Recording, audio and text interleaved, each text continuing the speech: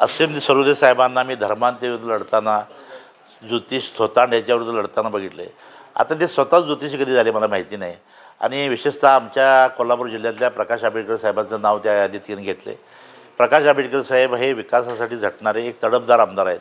आणि शिंदे साहेबांचा विचार त्यांनी ज्यावेळी घेतला आणि त्यांनी मला ज्यावेळी शिंदे साहेबांच्याकडे नेलं, तर निश्चितपणानं माझ्या उमेदवारीसाठी प्रयत्न करणारे एक प्रमुख नेते म्हणून ते आहेत.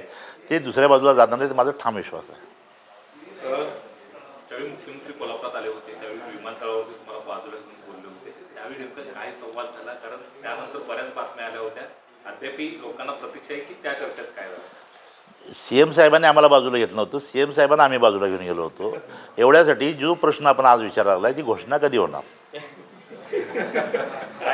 हां नाही, त्या शब्द दिला म्हणजे तुम्हाला 13 खासदारांना आम्ही शब्द दिला ते पूर्ण करणार म्हणून सांगितलं.